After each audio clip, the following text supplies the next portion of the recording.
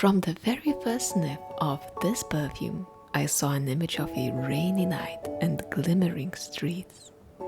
Welcome to Smellomania, a perfume review channel where I analyze everything by drawing what I smell.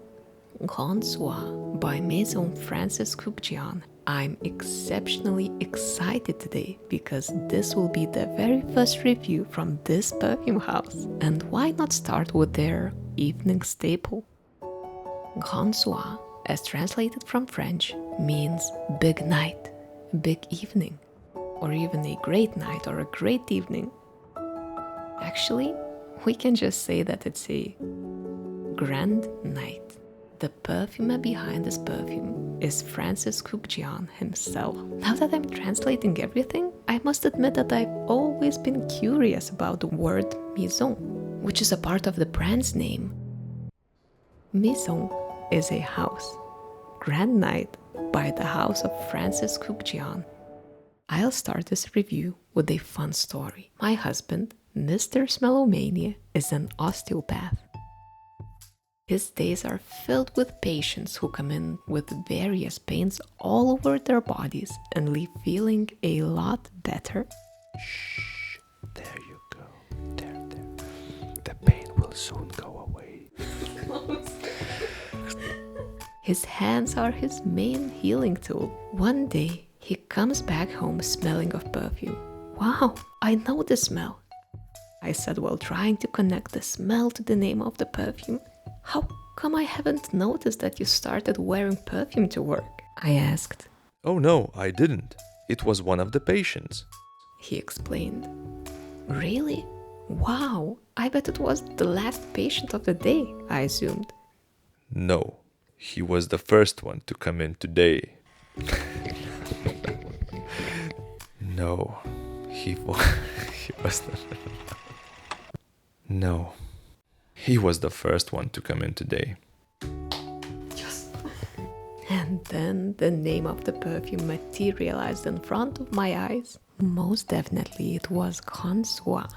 And this was a story about its everlasting properties. Can you imagine that a few rogue molecules stuck to my husband in the morning and we both could smell them almost 9 hours later? The notes in Soir are labdanum, a shrub which starts exuding a dark brown gummy resin from its branches when it gets really hot. Orange, lavender, benzoin, cinnamon leaf, vanilla, amber, and tonka bean. Soir is a textbook example of an ambery scent belonging to an ambery olfactory family. The rule to combining a classic ambery fragrance is a fruity or spicy top which could contain yuzu, mandarin, orange, a sweet resinous heart, myrrh, frankincense, labdanum, or benzoin would be perfect for that, and a sweet gourmand base, vanilla or tonka bean. It checks out all the boxes. That's why Soir is known among fragrance enthusiasts as the perfect ambery scent. Soir has this weird superpower that could belong to a villain. The more I tested it, the less I could smell it. This phenomenon is called olfactory fatigue. It happens when a smell is so strong and persistent that your nose just learns to block it and you no longer acknowledge it. That's how people adapt to living near a train station or an airport. Their brains just start completely ignoring the noise. And I guess that's what happened to the patient who came to my husband. They were affected by a villainous Mr. Olfacto. When they just bought Soir, one spray was enough. A few days later, 2 sprays seemed just the right amount. Weeks went by, and most likely they started noticing that the perfume was becoming weaker and these few sprays didn't do their job anymore. This phenomenon usually occurs when the perfume has quite a big portion of synthetic molecules. They really put a strain on us. And then our bodies start ignoring them. Soir is a perfectly unisex fragrance. It's a lovely balance of traditionally feminine and traditionally masculine perfumes. I absolutely adore what lavender and cinnamon do to the perfume. They add some sparkle, some life to an otherwise very creamy, very dreamy, almost a bit too boring experience. It's like you were watching some chef making fudge on an old TV, and suddenly that static noise appeared over the recording. The sweet condiment is Soir, and those static speckles are what give some life to it, some fuzzy, sparkling aspect of the perfume. When I first smelled Soir many years ago, I sincerely thought that it was a bit bland, that it was a bit dull. I was surprised by its popularity. And to this day, I feel similarly, but I now understand the hype. Soir just checks out all the boxes once again. Perfectly unisex. Check. Can be worn by virtually everyone in every age group. Check. Has insane longevity. Check. Has a really strong sillage. Check. Smells expensive and delicious. Check. And doesn't have any weird notes added to it that might annoy anyone's nose. Check, check, and check. Simply put, a true marketing success. But what does it smell like? It smells delicious, almost edible, yet reserved and expensive. It's as if some businessman in a suit pulled out a perfect creme brulee out of their suitcase during the lunch hour. He's wearing some cologne, yet his sweet tiny dessert filled the room with caramel, vanilla, and rum aromas.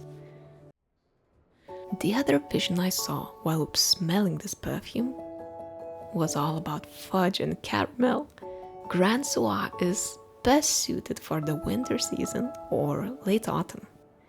It's as if the smell of this perfume protects you from the cold. It's nearly impossible to freeze to death while wearing Soir. It's like a cozy, fluffy scarf made from soft, runny caramel. I'm so happy with this drawing.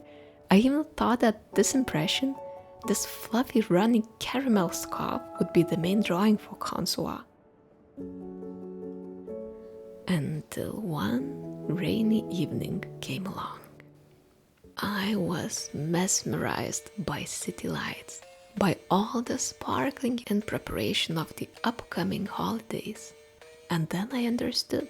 Wet streets act like a mirror and double all the shimmer. What a Soir, literally.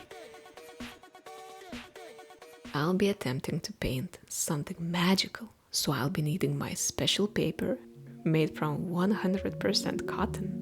These little fluffy live edges are called beards. I immediately knew what I wanted to draw for the final image. I was so inspired during this period of the year, during this autumn to winter transition, when the days are short, when the streets are all shiny from rain or quickly melting snow, and you start seeing flickering festive lights popping up everywhere. During the time I wore it, I received some compliments. And this definitely doesn't happen with every perfume I test. But you must know one thing. Soir is a linear shapeshifter. It doesn't evolve much, but maybe that's part of its success. You will smell virtually the same thing half a day later as to what you sprayed on in the morning. One more thing, the sillage this perfume leaves after you is heavenly. If you just spray it on your wrist and ask people to smell it, they will just shrug. It's okay, they will tell you. But when this perfume starts evaporating in the air and surrounding you with its invisible, gigantic cocoon, that's when the magic happens. I used watercolor paints for this piece and was beyond excited to create that magical rainy asphalt and glowing city lights effect. and I'm so happy with the final result. Only this time I didn't paint what Soir actually smells like, but I've painted the feeling, the impression I got from this perfume and how perfectly it would fit in the scenario. The most on-point impression was that guy with caramel scarf. Thank you so much for watching and see you very soon. Bye.